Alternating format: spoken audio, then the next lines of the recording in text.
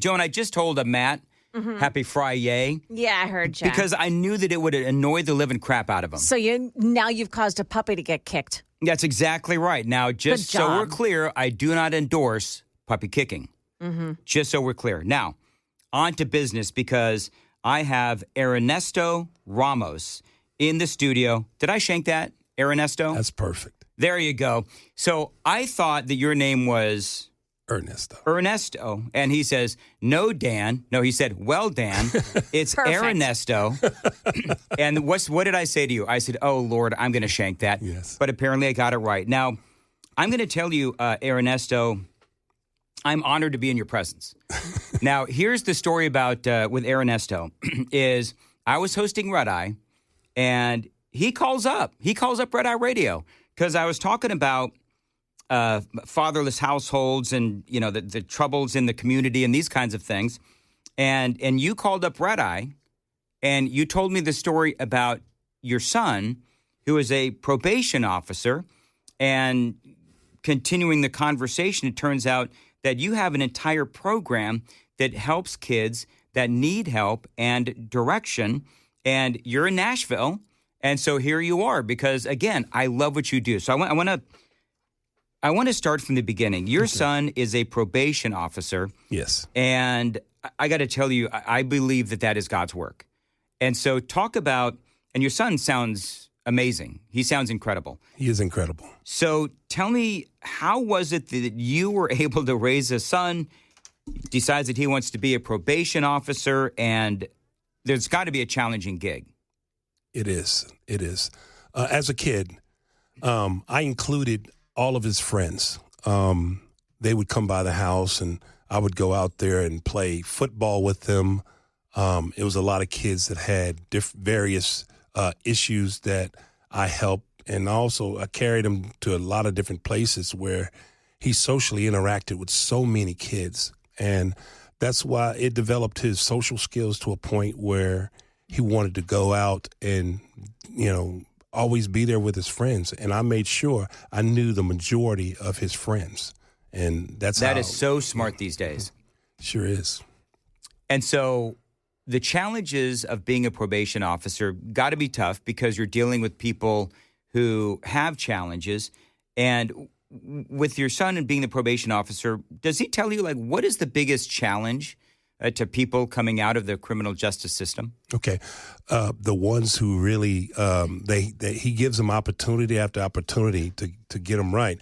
He doesn't mark them off if they neglect him. He gives them opportunity, and the ones who do not follow suit, he's just going to, pretty much put them where they belong, and he will go pick them up. That's how he is. That's amazing. He's bilingual, so he has so many Latino population as well, and he's very, very effective. He's got a good clientele down there in Chattanooga, and I'm so proud of him, and he's still doing it.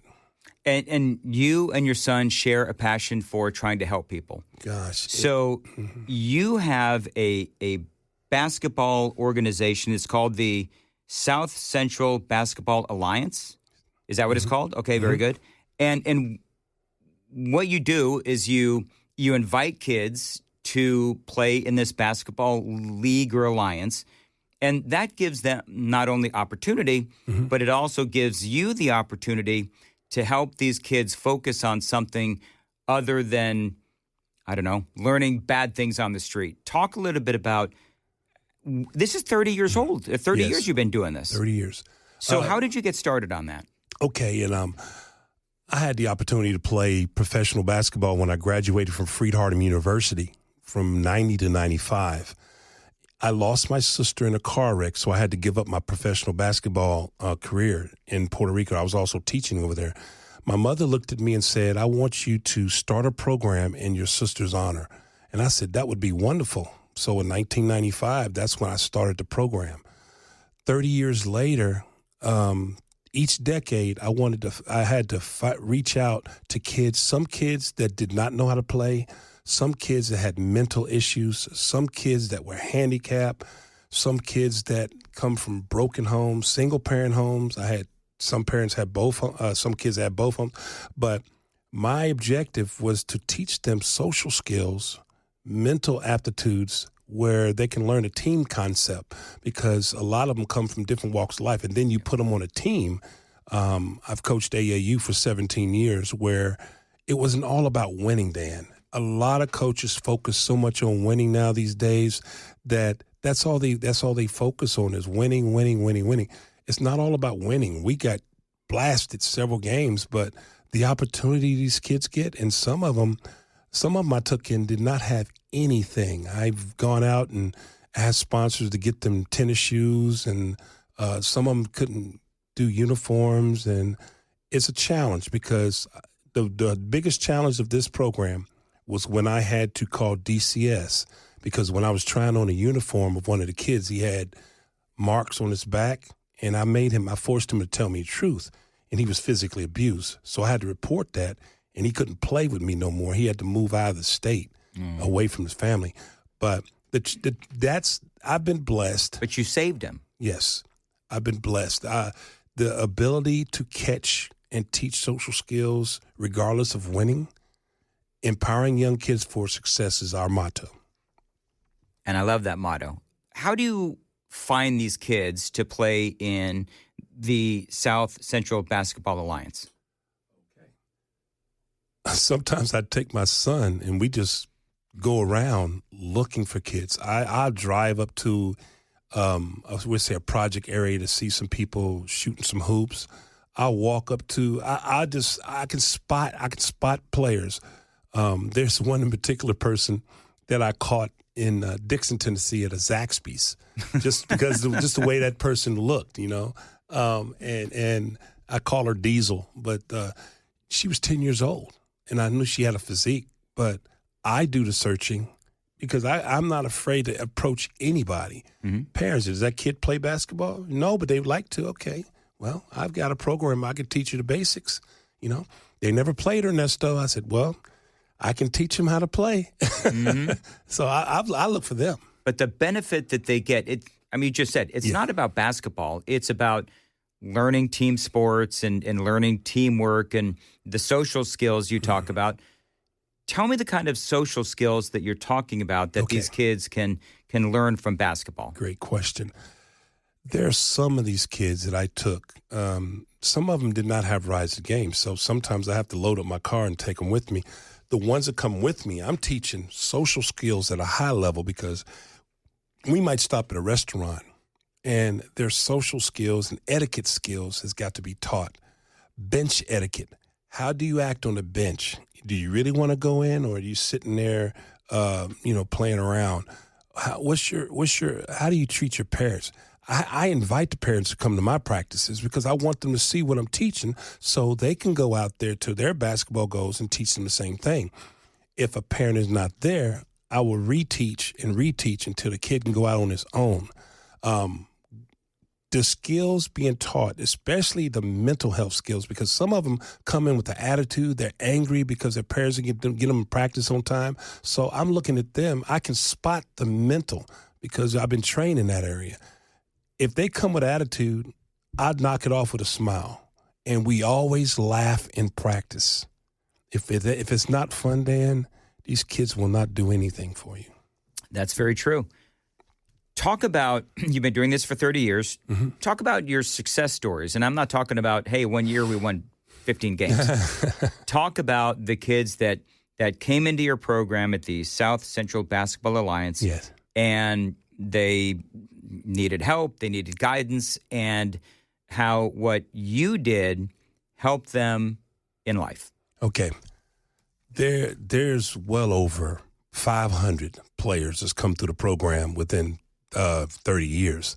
I've had a girl from Frank Road Academy, Derica Wyatt. She earned a college scholarship at Oklahoma. I got KK Curtis. She got a scholarship at Sewanee, did outstanding there. Olivia Reinhardt, she got a scholarship at Bethel University. J.J. Wheat, he went to my college, Freed-Hardeman University, and won the national title for me.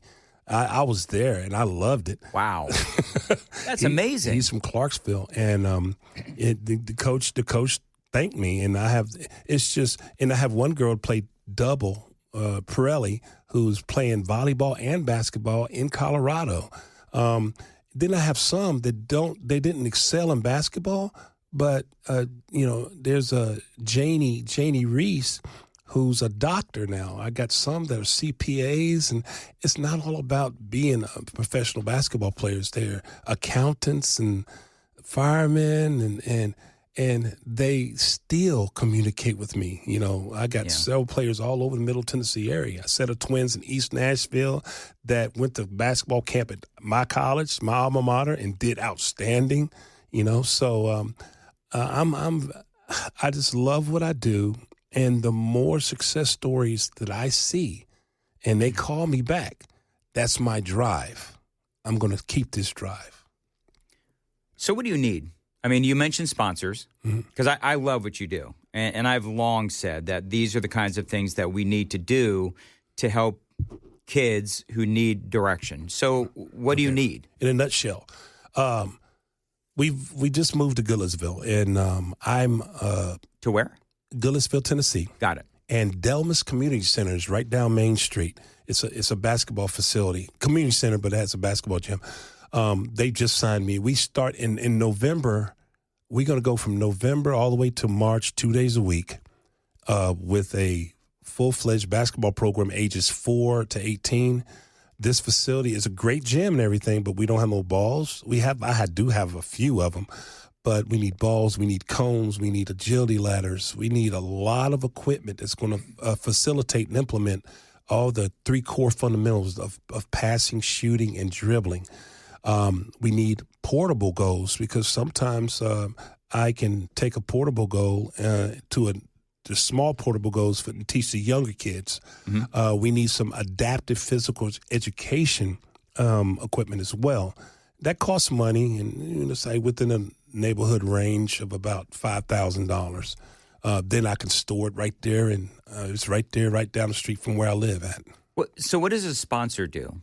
A sponsor can monetarily give anything from an Abraham Lincoln penny to $1 million. That's and anything in between. And anything in between, because I think I can get a good Evolution basketball from Walmart at $75. I remember it was higher than that, but they've gone down. But it's a lot of equipment. So I used to use them old big giant contractor truck tires. They had to lift them up. I had them carrying them. And we ran up and down a hill. Well, I might want to put a parachute vest on there, stuff like that. I'm old school, Dan. So, I'm not going to sugarcoat or play with a kid who don't want to be there. If you don't want to be there, I'm going to motivate you to stay. But without discipline in today's society, it's not. You can ask my son. Without discipline, you're not going to be able to discipline anybody else. That's huge. And that is huge. So if somebody wanted to give, how do they get in touch with you? How can they find out more about the South Central Basketball Alliance? Well, you could put my number out there. It's 615-589-7907, Coach Ernesto Ramos. If I don't answer, I have got a nice message that's motivational for you. This is real. 30 years, 34 players has come through this program that's received basketball college scholarships and has graduated. I've even trained second-generation players who's played with me and their kids playing now. That's gracious. I got a bunch of grandkids, one in particular that I can't wait to start training down there in Chattanooga with my son. Caden, I love you. So we're going to I'm going to really fortify this program that way. Do you have a website or Facebook page? The Facebook page is called the South Central Alliance Basketball Training Academy. The South Central Alliance Basketball Training Academy. To filter some people checking in that website, there's 3 questions. Don't get panicky. Those 3 questions just to see how much you know. They're deep questions. Think it through, but no matter how you answer, I will add you.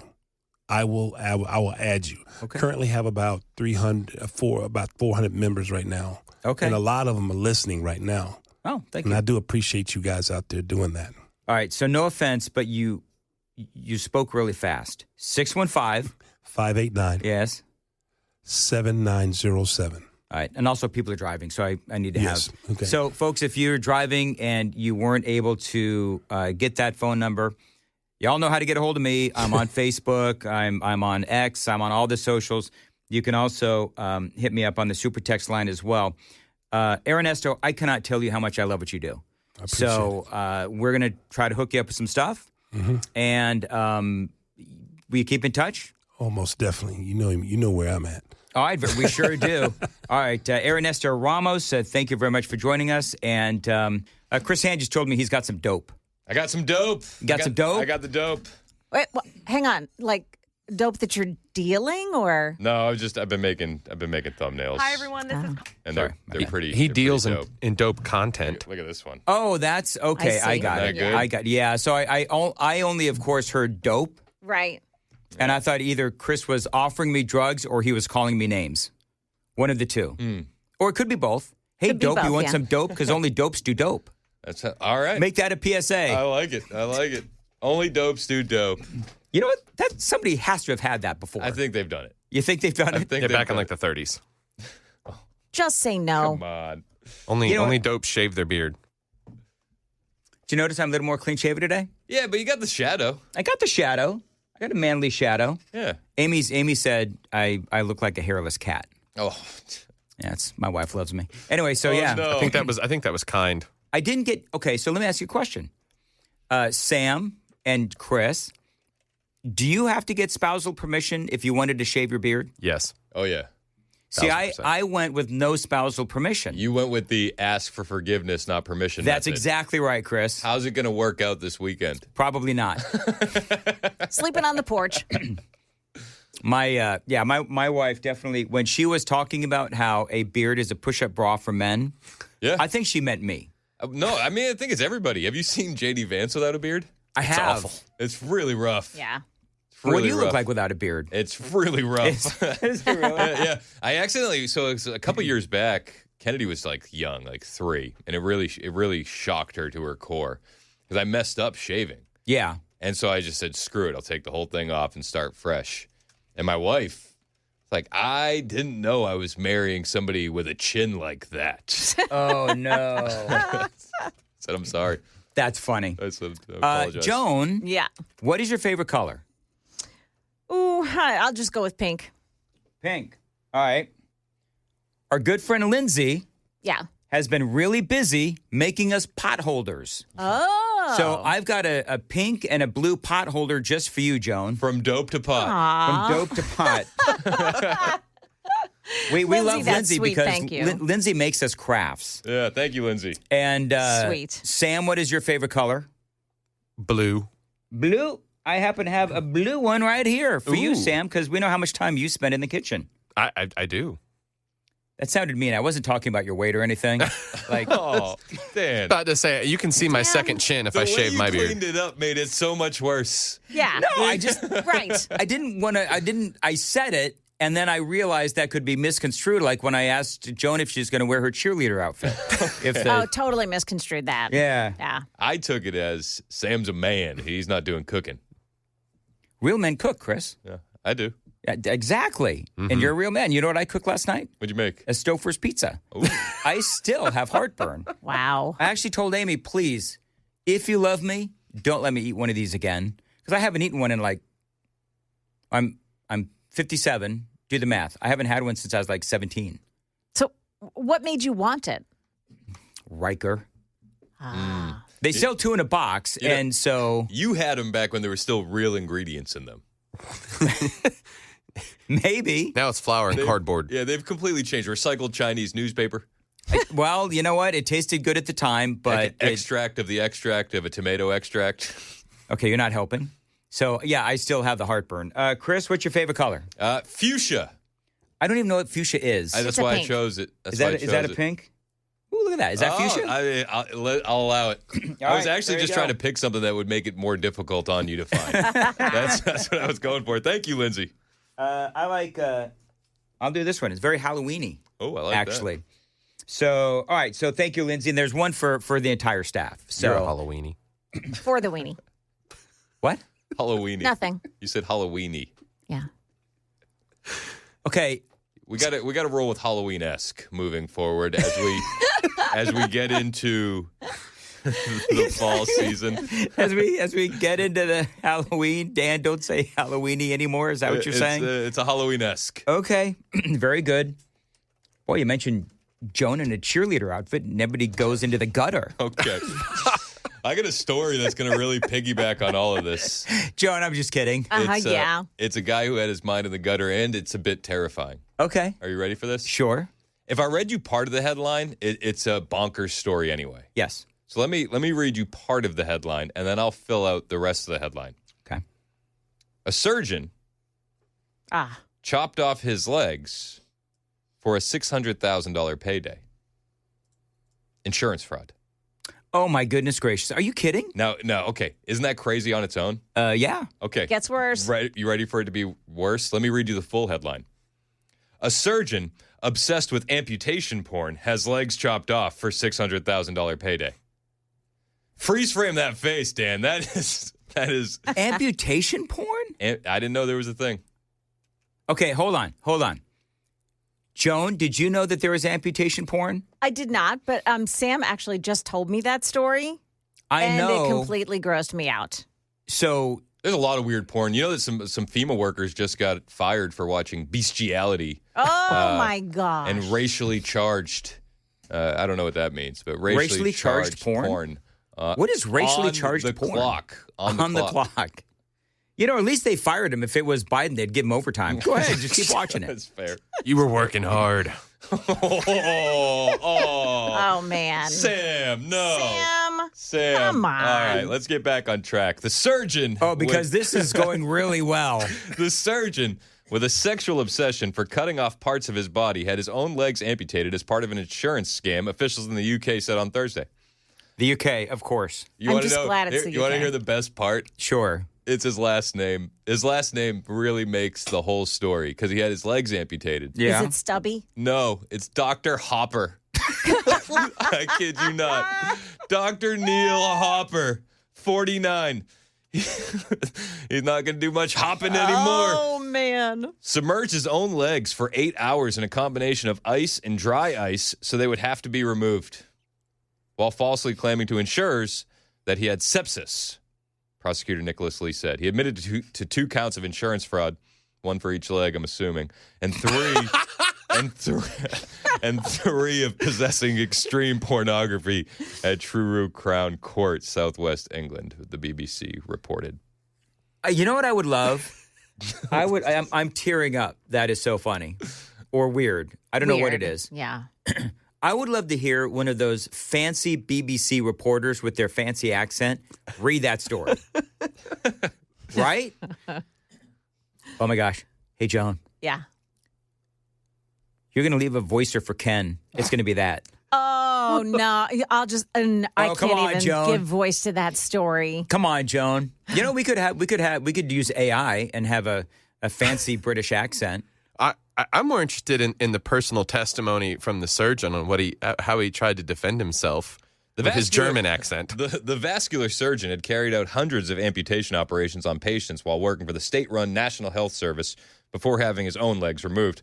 Hopper's scam was motivated by both his sexual interest in amputation and greed. His motivations were a combination of obsession with removing body parts of his own body and a sexual interest in doing so. I got a picture of him. Want to see a picture? Oh, it's been on the stream. Oh, you got it on the stream? It's been on the stream for a while. Well, I don't have. Let me see a picture. All right, this is Dr. Hopper. And he's got his legs in the water. Is that in the water? No, that's after. Oh, he's on a bed. Okay. Why is he smiling? Well, because he thinks he's going to get $600,000. That's probably before they figured out that he was lying. How did they figure that out, that he was lying? Well, also, he had I'm sorry, moms. He had an interest in amputation, if you know what I mean. So he's already done it. So he's obviously got that after amputation glow. Oh, my gosh, Dan. What I have is an affinity for a lack of appendages. Hopper said he bitterly regrets his dishonesty over the reason for the amputation, although he doesn't regret the amputation. No regrets. No regrets, baby. No regrets. So there's another picture of him wearing a T-shirt, and it says, "Quit pulling my leg. Seriously, it will come off." Oh, my gosh. well, that's definitely a one-time thing, right? Because he's already amputated his leg, so I can't do it again. I hope it was worth it. Yeah, they don't You know grow. what I mean? I don't think they grow back. They do not. Confirmed. Okay. They just don't. Fact check true. Yeah. Wow. All right. Cool. How about that? Do you know what? I don't know. I'm just trying to figure out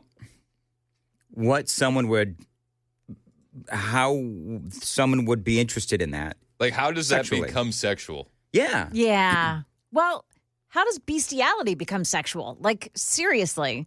Well, I mean, but at least you could point to that and be like, there is a sexual act taking place. Like, it's disgusting and it's vile, It's weird. but you get it. Like, Yeah, I guess. understand it. It's easier for me to get to the logic part of that. Yeah. I don't know where the sex comes in with the nubs. So I actually have a story about animal-related issues. Go Oh, on. boy. Uh-oh. My grandfather was an attorney back in the day in Middle Tennessee. I was telling Dan off air that it was kind of people practiced whatever back then. They didn't have specialties. And he was assigned a case where a young man had been accused of interacting with a chicken. Oh, no. And he had to sit down and take the assignment case from the judge and go, well, boy, they have said you fornicated with a chicken. What the cluck? Buck, buck. Yeah. So Too early for that rooster to be making noise. safe to say his eggs were fried in court. Oh. What do you charge somebody with if they're Bestiality. making whoopee with a chicken? It's, Bestiality is against the law. Was the chicken okay, though? I don't know. It sounded like some clucking against its consent. Well, no, I'm why am I interested in Serious. this if the chicken was okay? He waddled like a duck afterwards. It was really bad. The other chickens roasted him. We're going to get fired. Across the road. These are news stories, Dan. Yeah. They are. Listen, these are legit. That was in the BBC, the whole thing with the amputee. The New York Post reported on it as well. Yeah. Dr. Hopper. It really puts a bow on it. The cops show up and he's leaning back, smoking a cigarette. Don't trip over my prosthetics, officer. Awful. So what's happening to this guy? Is he going to go to jail? Let's see. Like, can you imagine what are you in for? like the other people in prison. Hey, what are you in for? Murder. Drugs. What about you? I cut off my own legs. He's jailed for 22 months on 2 counts of fraud, 1 for each leg. Not even 2 years. 10 months on 3 counts of accessing extreme pornography to run consecutively for a total of 32 months. Okay. The disturbing part is that he'll be let out of jail at some point. Well, yeah. I mean, listen, to each his own, I guess. But somebody wants to cut off their legs for pleasure. What business is it of ours? You know, if you're a libertarian, you know, you do what you do, man. Don't rip off the insurance company. That's where he got in trouble. Yeah. He didn't get charged for chopping off his own legs. He got charged for fraud. For fraud. Right. He got charged for the fraud and for the extreme pornography that he had in his possession. But they did make a note that none of the extreme porn included children. Well, at least that. Oh, wow. Okay. Any chickens? We'll have to do a little bit more research. Excellent. I'll let you do the research. All right, perfect. My Google history is really warped. Chris, is that Monty Fritz out there? Yeah, it might be. Okay. You have him on your radio program coming up? We do, and he's going to be making a major announcement that is going to shake up Tennessee politics. Oh. Okay. Major announcement from Monty Fritz. 9:05. 9:05. All right, very good. Super Talk 99.7 WTN. Anything else you want to promote before I do something really dumb? We got a new podcast dropping tomorrow. We do. Mostly peaceful, 7 a.m., Saturday mornings. It's better than cartoons. We want you to join us with your cereal. Yeah, the cartoons might be smarter, Fair. but, I'm just kidding. You could actually, it's more of it's a better plot in a lot of the cartoons. That's exactly You can really right. follow the story a lot easier. All right, need some video, if I could, Sam. I've got Joy Reid, Rosie O'Donnell, and Terry Moran going to play right in a row. Who had the worst take? Here we go. He's showing clear signs that he isn't well. His face looks like it's coming apart. He's got all these bruises all over his hands, which we don't know what that's from. They won't explain it. He's got these magical doctors who claim that he was shot in the ear, but his ear, I guess, grew back. He had a Duplo bandage on 1 minute, no bandage the next. We can't get a medical record from this alleged assassination. He was supposedly shot. We have nothing. And this was a church inside a Catholic school. Rosie. And what do you know? Was a white guy, Republican, MAGA person. What do you know? White supremacist. Trump is the most dominant figure of our age around the world. Don't underestimate him. He is a world historical figure, and he is the man that we were warned about by the founders, that democracies fall when a man who can captivate the populace wants to exercise the power that's there in the government. And that is what we're watching. So that is Terry Moran. You heard Rosie and you heard Joy Reid. His Terry Moran's take kind of started out like something I would agree with. Right. Actually. He's historical. And Yeah, there you go. So who had the worst take? Joan, you're first. Rosie, Joy, or Terry Moran? I think it was Rosie because she completely lied through it. She did. She was completely wrong. Yeah. She was falsely accusing a whole group of people, right? Right. So instead of a transgender person. Exactly. I don't know how you could be more wrong on that. Sam? I got to go with Terry Moran. Okay. Chris? I would say Joy Reid because she's still hanging on to the Blue Anon conspiracy theory that President Trump was not actually shot. I'm going to go with Joy Reid. Joy Reid is the nut job of the week. And thank you very much. All right. Don't forget, tonight, the debate with Matt Murphy. That's going to be awesome. That is going to be very cool. You've got Monty Fritz coming up. I'm going to be on for the last half hour of Matt's show as he gets ready for the debate. So I will talk to you folks. You said after 100 hours of radio this week. Yes. What's 30 more minutes? What's another 30 minutes? I heard that on the way in that Matt said, will you do it? And I thought to him, does he not know that Dan's been doing Red Eye all week? It's cool. It's cool. I cannot wait to talk to the afternoon audience. So that'll be fun.